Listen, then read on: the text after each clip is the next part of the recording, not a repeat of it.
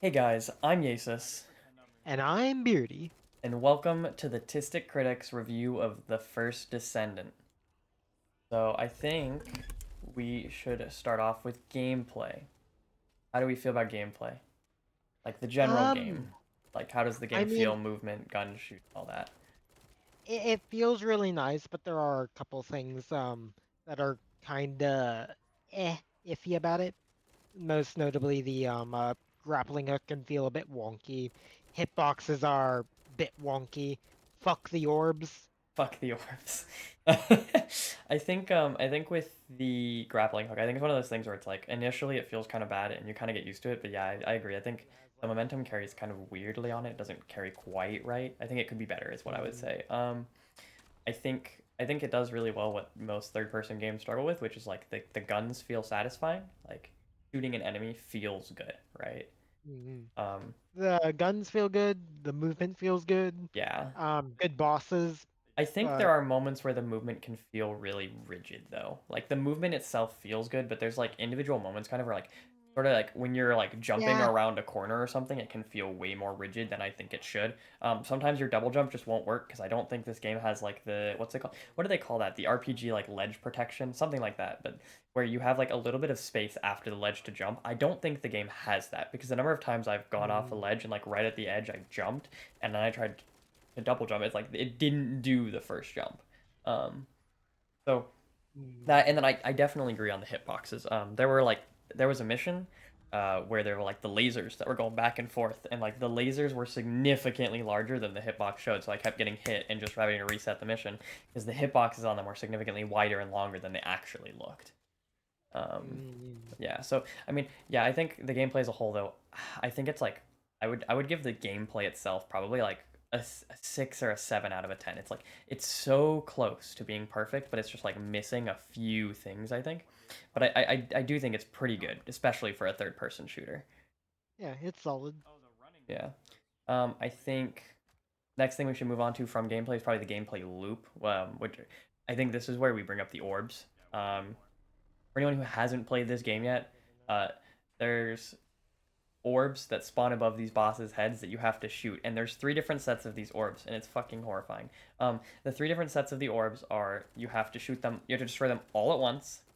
You have to destroy them each in a certain order, which is horrifying to do in a public lobby.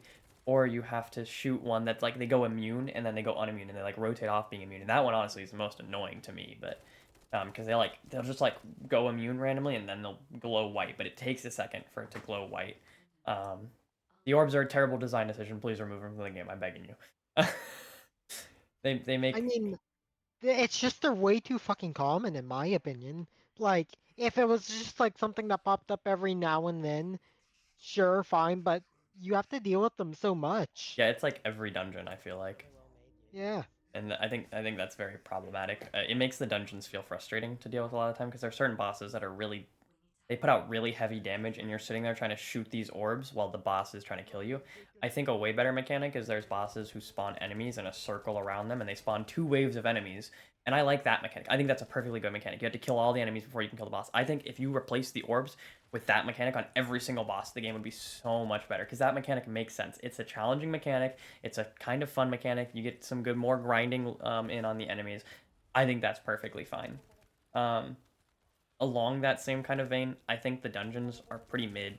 They're like they're good the first run, but then because you have to grind them, they get really monotonous because there's not much to change up the dungeon itself. And the dungeons really aren't that interesting. They're mostly like run down a hallway, kill a bunch of stuff, run down another hallway, kill a bunch of stuff, stand in a place, kill a bunch of stuff. Yeah. Which Yeah. the killing a Like, bunch of stuff I is kind of fine. feel like the only thing really differentiating the dungeons is the boss at the end. Yeah. And that's really it. And I feel like once you get into hard mode or something, it should be like mainly focused on fighting. Like I would find it way cooler if you give the boss more phases and then made the bosses more challenging and you made it so that the dungeon runs in hard mode were just fighting the boss instead of running through ads. Because the dungeon runs don't need to be ad grinders. They just need to give you the item that you're trying to get at the end. Just make it a fun boss fight. Because the strengths of this game, honestly, are the good bosses, especially the Colossuses. The good bosses are very good. Um, Mm. like the bosses are the best part of this game by far. The minion killing is pretty eh. It's mainly the bosses that make this game really good. And I think the same goes for the Colossuses. I think those are a big part of the gameplay loop. The Colossuses are really fun. They kind of remind you of like Shadow of the Colossus a little bit, in the way you like grapple on them and hit them and stuff. And then they give that kind of like raid feeling from Destiny almost, um, which I think is really cool. But I think this is when we come to the biggest problem in the game, Spam dodge. which is the way you get loot, like the way you get endgame loot, right? Like, I like a way I saw another YouTuber talk about it, which is you have to have a PhD in looter shooter to understand what the fuck is going on at the end game. That's what you mean. Yeah, fair. Very fair. Yeah, like, because it's like you have to go into a menu that tells you where everything is, and then you go to that menu and you go like through access info. And a lot of players don't even know what access info is. They don't even know it exists. But access info allows you to go in. It allows you to look at the Descendant and look at which items you need for that Descendant or that weapon. And then, okay, so you go to the Descendant, and then it's like, okay, now you have a list of 4 different things you need to collect. But some of the things need certain parts, but you can't just go get the parts directly. Some of the parts have to be crafted or gotten through a certain method. So you have to go into the parts, and then you have to press F to inspect the part, and then it'll show you all the drop things. And then you have to figure out which drop things apply to you, because certain missions are only available for specific characters.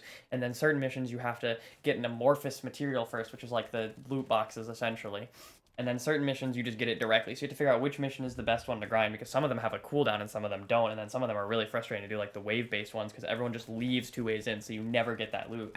So it's impossible to grind that one. And so it's just like there's like layer after layer after layer for no reason. And then on top of that, some of the amorphous materials, which are the loot boxes, you have to grind them.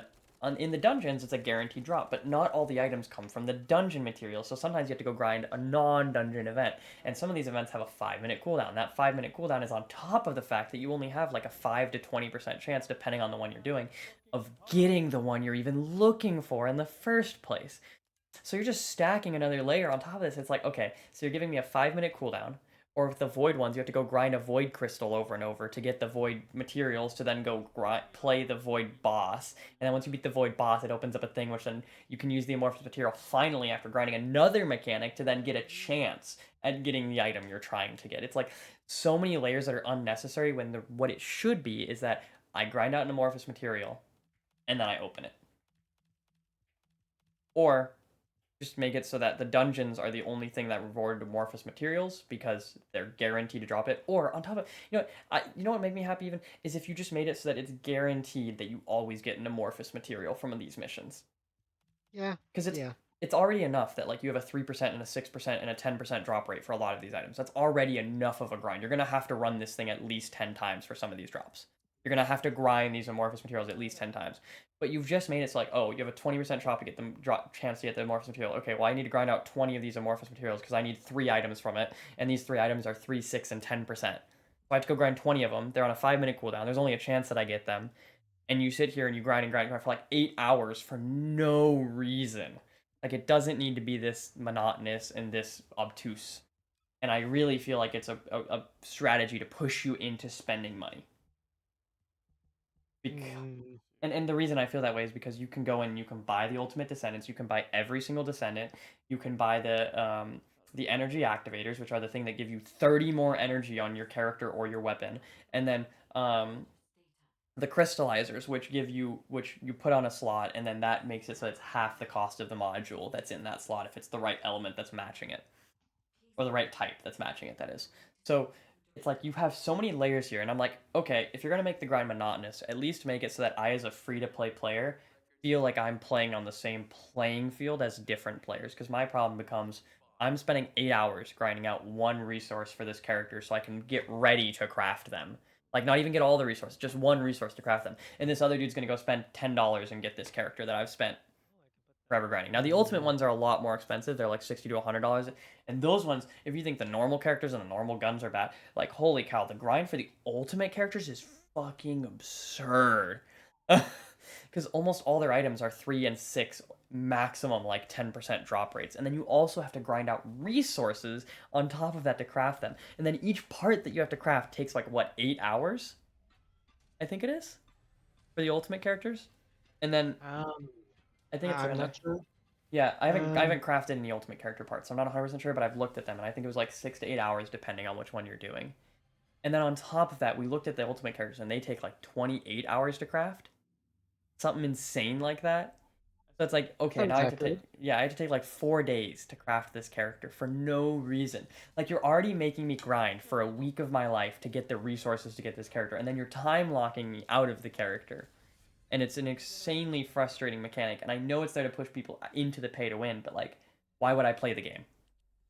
Because that is like, you're making the end game, the whole end game, frustrating. That is the end game, is the weapons and the characters, right? Yeah. That's where my stance on it is. I think the gameplay loop is in a really bad state. I think it has a lot of potential, but I think it's in a really bad state. Mm. That's kind of what I'd say. On that note, how about we talk about monetization next? Yeah. Or So first, how about we talk about the good? We'll the start with the the good. the good. I think the battle pass is Mhm. good. I mean, you get all the It's free to resources. play. Yeah. No paid gotcha or loot Yep, boxes. that's true. It's very consumer friendly because there's no No randomization. exclusive paid content like minus skins. Yeah. Which I think I'm fine with that. I think I'm fine with skins Yeah, being yeah. locked behind a paywall. It's whatever. It's a free to play game, and there are skins that you can get for free Hmm. out of achievements. So, I think the battle pass is really good because you get the resources back from it to buy the next battle pass. That should be the standard. Always looking at you, Apex. Um, and then I think the battle pass is a fairly good purchase because it gives you a bunch of boosts to like resource collecting, and then it gives you some resources. It gives you a bunch of skins for your weapons, and then it also gives you some legendary weapon dupes to kind of give yourself some power. And it's a pretty basic purchase. It's not too bad. Hmm. Now the bad. Yeah. Now the Some bad. of these prices are fucking crazy. Like, holy shit. Yeah, we'll throw some of these up on scene. I'll throw some screenshots of this on scene, but you can rant, Beery. You can go ahead and do a rant. Like, listen, I know there are whales out there, but Jesus Christ, who actually spends this much money? Why? Why are you spending hundreds of dollars on this shit? I don't understand. Yeah, so like for a general reference, right? Like to get an ultimate character without any of the extras, without buying the full bundle, it is $60 at minimum to buy them. If you don't want to do the multi-week grind, is $60 at minimum. That is the price of a Mhm. full game. And if you want the package that gives you a bunch of boosters like the energy activators and the crystallizing catalysts, that is $100, You get like which is crazy. back and a little lower. That's insane. And then if you want to buy a basic Descendant, there's a package for $5. There's a package for like $8, and then there's a package for $12, I think it is, or something like that, something around that price. And it's like you can buy Mhm. a set of basic Descendants with that first $5 package, but then it's restricted. And now if you want the next set of Descendants, you have to pay the $8, which is slightly more and slightly less than the two packages there, 5 and 10, right? And then if you want the next set of characters, you have to pay slightly more than $10, but not $20. So it's like this weird in between that's really honestly weird as hell and very manipulative and frustrating. I don't think it's worth paying for those. I think it's insane prices. Like you said, personally, I wouldn't spend that money. The only thing I've bought in this game is the battle pass, and I've put 54 hours into it now. Um, I think the other monetization, honestly, I don't think this monetization is that bad. Is there's quality of life? Yeah, no, it's not that bad. Yeah, Like, I think the end game resource purchasing is where my biggest problem come in, which I'll get to that in a second. I think the other thing that is kind of bad, but really not bad enough to get me to quit the game, is the quality of life purchases, which are like the 30% boost. I appreciate that it's mhm, only a 30% boost. It's really not that crazy. It's not gonna like get you miles ahead of everyone else having a 30% boost to your drops. The 30% drops are pretty easy to get through achievements or battle pass or whatever, so they're pretty available to everyone. They're not very expensive. That's fine with mhm. me. My real problem is the fact that you can purchase end game resources. This is Yep. where my concern comes in. The energy stabilizers expanders, What the fuck and the is this? crystallizing catalyst. So you can buy a crystallizing catalyst for about $8, I think it is, in real life currency, and then you can buy a energy expander for $25 or $20 in real life currency. I don't know the exact number. It's a Jesus, really is it weird actually conversion. that much? Yeah, Holy it's fuck. crazy. But the thing is, the energy expanders are the biggest end game piece. Like the crystallizing catalysts matter, but a lot less than the energy adapters because the energy adapters give you 30 more energy slots, which is insane. And the crystallizing catalysts aren't that crazy of a grind either. They could take you like a day each or something, depending on how efficient your grind is. Um, Mm, so those ones aren't that crazy, but like the problem is, and this is something that Astacross has talked about, and I agree with completely, is just like if a new raid comes out and there's new content coming out, and there's a certain character that's meta, and I as a free to play player do not have the items to spec out that character, it is unfair that someone can open their wallet and just go spend like $80 to buy a bunch of crystallizing catalyst and the energy expander and make that new character completely specced out. You now have an automatic upper hand for completely free, and that is unfair. That is mm, frustrating. If they took that out of the game, I would be much happier with the game overall. I think it'd be in a much better place because I'm okay with like the speed up resource purchasing because those resources really aren't that bad to get. The ones that let you like reroll stats and stuff. Those ones you can go grind for like an hour or two of just opening up crates and stuff, and you'll have plenty to get you through like weeks of gameplay. So it's that one I'm fine with. It's really my problem comes with the fact that you can purchase literal end game resources that are basically the point of the game. Um, but that's like the monetization as a whole. I think it's like 70% bad, 30% good right now. Is I think where I'd kind of weigh that. Um, I think moving from cost, we should probably step over to performance. Um, mhm. I think the game looks pretty good. Yeah, it's competent. It's competent. It's not amazing. It's good. It's like it's a UE5 game, so it's gonna look good. But like, they clearly didn't put that much effort into the graphics. Like, it's not like they spent hours and hours and hours like clearly running over the graphics and trying to make them look like amazing, like Cyberpunk or anything. Um, I didn't have this issue as much as other people, but I started getting it as I got into later game. The game runs fairly smoothly overall. When I'm running it without anything open in the background, like my browser or anything, it runs at 95, very smooth. I'm running a 4080 Super and a Ryzen 5 7600X, so I have pretty good specs. Not the highest, but pretty good. And even I get random stutters where my game will just completely freeze for like 5 seconds, which has gotten me killed and screwed up missions several times. Um, and it'll Mhm, just happen like every hour for no reason. Like it's not like I have mm. anything opening in the background. I don't have anything running in the background. I've shut down everything else on my PC to make sure nothing's going on. Like I have Discord open and the game open, and that's it. And somehow I still get stutters. And you had it worse than me, right? Like, Yeah, like I have a 4070 Ti with a 7800 X3D, and I get pretty bad stutters at around high. I don't really get them if I bring it down to medium, but it's like I shouldn't have to bring it down to medium on a 4070 Ti yeah, with the quality of the graphics. Like yeah. I can, it, I'm optimistic that like these issues will be ironed out, but they haven't but been yet. it is So yeah. something. Yeah, it is something to know. I think the two last things we should go over.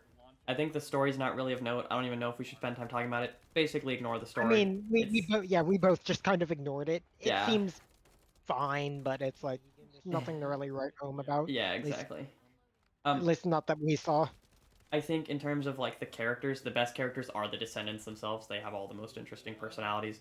You're gonna Yeah, experience those characters on their own though. So yeah, story's all the nothing. NPCs are just really kind of boring. Yeah, I kind of got like halfway through the story and then I kind of got bored of listening to them because I was like, I just don't care anymore, and I moved on. Yep. Um, I think the last thing I want to go over because I feel like this is the biggest thing in a looter shooter that will keep it alive is the weapon variety. Um, I think the weapons are very boring. I'll put it that way. Yeah, um, it could use some more variety, but I think it. the best gameplay overall right now is playing like a bunny. I think we'll go over Descendants after the weapon variety here, but generally speaking, there's a lack of variety in terms of gameplay styles. Like all the guns are just shooty shooty. There's one gun in the game that does something unique other than that, which is the one that puts down like a turret type thing that expands as you shoot it, which is a really cool concept, but it shouldn't be one gun. Mhm. um, Um, on that note, another thing we should probably talk about is skills are fairly useless. I think on I think it Like depends it kind of heavily on depends, the part of but the game. It depends on the. I wouldn't say they're useless actually. I'd say the skills are pretty useful, but it's just like dependent on the character. Some characters, their skills are borderline useless and they don't really have much use. Like Freyna is a kind of fun character, but her poison abilities are really weak, and her ultimate is just a gun. It's not like there's anything unique. And then, but you have characters like Valby, you have characters like Ajax. Like Ajax puts up a shield that defends you, and that's really useful in a lot of the boss But fights. yeah, fair enough with that one. But Yeah, like, I feel like on average, a lot of the skills are more oftenly useless. yeah. I think a lot of the time you're better off shooting. I would agree. I think there's a set of like 5 characters that their skills are useful, and otherwise you're just better Mhm. off shooting. Is kind of where I put it. Um, I think along that line, the Descendants, most of them are pretty, yeah, forgettable. But like you have Bunny. I think the first character we got, the Ice Girl, I forget her name, um, is pretty fun. Other than that, I think most of the characters in the game are fairly eh. Um, I think the game primarily really needs more weapon variety because that's what makes the gameplay. Is like I want some Yeah, melee yeah, I would weapons. agree. I want more variety in the playstyle weapons. I want something more along the lines of Destiny. I want like some stabs. I want some bows. I want some melee weapons that can mix up the way I play the game and change how I approach fights. Because right now I just approach every fight with the strongest gun that shoots the fastest. Mhm. Like, and as for skills, I feel like they need to make skills do more, also more unique things. Like it doesn't matter how good your gun is, it can't do what a shield can do. Yeah. I also think one of the biggest things for me is a lot of the skills, because of the ranges they have and stuff, are pretty useless against the Colossuses. Like, most of the skills you want to use against the Colossuses are going to be defensive, because as Bunny, if you get too close to the boss, he's just going to fucking hit you. And then, Yep. like the Ice Girl, you can't get close enough to the boss in most cases to hit them with your ability, and even if you do, it really doesn't do that much. It just amps up damage a little bit. So most of the characters, I feel like their abilities are kind of just either buff damage or do damage, and they aren't that interesting. They don't have a lot of the range that you need to beat a boss or to use them against the boss. It's just like a set of 3 or 4 characters that are against the Colossuses, which is kind of problematic because the Colossuses are most of the endgame content. And then the dungeons, I feel like almost no one ever uses their abilities in the dungeons aside from Bunny. Bunny basically just runs around and kills everything, which I think Yeah, probably is part of why the characters and the abilities feel kind of useless because almost no one uses their abilities in a lot of the fights except for Bunny. yeah. Because like that's one thing I've seen a sentiment on is just like people are like, why would I do anything when Bunny will just kill everything? I've seen that sentiment a lot, to be like completely honest. It's I just, mean, that is pretty fair. yeah, why would I do anything when Bunny will kill everything? So I think that brings us kind of the end here. We've described kind of everything in the game. Um, I think on the Tistic meter, um, personally, I'm thinking a solid 7. Not amazing, Yeah, not bad. It's a I very agree. mid I game. was also thinking 7. Yeah, I think there's other games that you would be better off spending your time on overall. Um, but like, Hmm. if But you want, it's not bad. It's yeah, fine. if you have some, if you and your friends are poor and you need something fun to play, this game is a solid choice. This is the Tistic Critics. Thank you so much for watching. This is Peace. Yasus. This is Beardy. Have a great night or day.